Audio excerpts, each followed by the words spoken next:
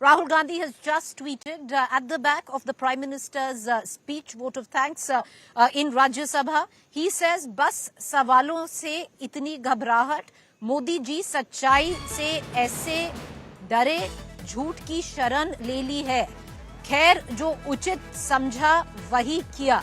Well, this is the response of Rahul Gandhi to the Prime Minister's speech, 1 hour 37-minute speech in Rajya Sabha. Rajat, 2 minutes, final words. You know, it takes a lot of time to even comprehend what Rahul Gandhi is saying. I mean, where is this so scared of questions even coming from? The opposition leaders, including him, were allowed to speak and present whatever they deemed fit to counter the government. It was government's chance. So I think this is the broad tradition that was followed here as well. Where is it that, the opposition party's questions were not answered? It was, in fact, that the opposition party staged a walkout. When does it even happen that a prime minister of this country is speaking and in the middle of it you want to interject?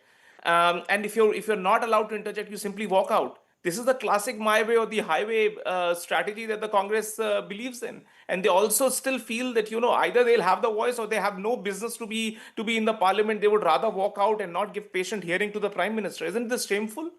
My simple point here is, Congress party could have made even better positions, even better policy statements or policy criticism, whatever they wanted to do.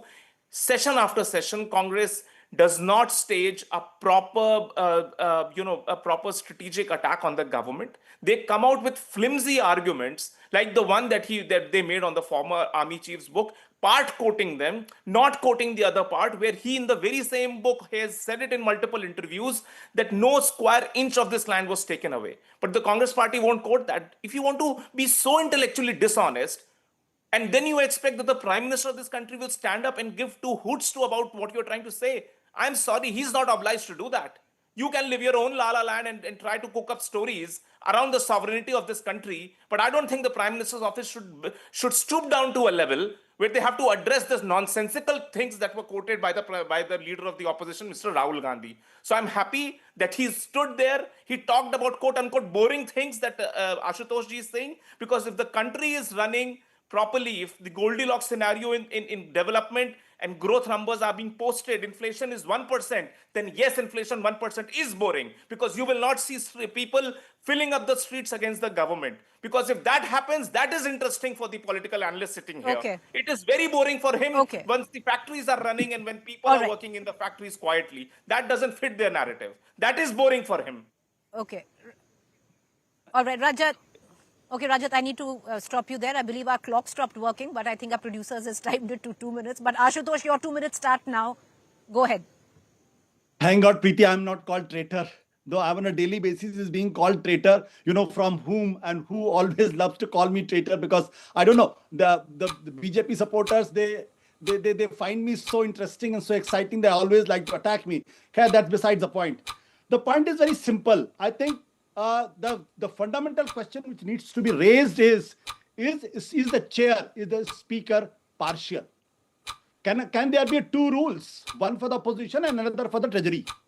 The Rahul Gandhi cannot quote from the book, but Nishikant can quote from the book and pass on some scandalous things. I got many books about the BJP leaders. I dread to talk about all that. And there is others also in the public domain and the YouTube here. If that is quoted, then the whole government will be very, very embarrassed. Prime Minister should have come out on this and should have scolded Nishikant Dubey. Prime Minister did not do that. So please, before sermonizing to Rahul Gandhi, he should also look within. The issue is very simple. Issue is, can Rahul Gandhi not quote from the army chief's book? Is BJP and the government is so scared of an army chief? Is he questioning the nationalism of the army chief? Is he questioning the integrity and the credentials of an army chief? Is it that they find the General Narvane not patriotic enough if he's writing something? That's the fundamental question. Because if Rahul Gandhi was talking nonsensical, then why the whole BJP and the government got so upset? Did not allow him to quote. Why? This question needs to be asked. And the lie was spread that the book is not published. If book is not published, Then how come the book exists? Say the book is not circulated in India because the government of India doesn't want book to be circulated. But I know many people who got the book. Outside India, the book is openly available on the shelf. So why the lies? I believe your time is up. Ashutosh, thank you. I thank all our panelists. Ashutosh, time is up. Your fader will automatically go down. All right. Appreciate all four of you for joining us and giving us your point of view. I think one thing we will all agree on is that this session, and, it's a tough call, but has been one of the most acrimonious when it comes down to the treasury benches vis-a-vis the opposition there, both in Rajya Sabha and in Lok Sabha.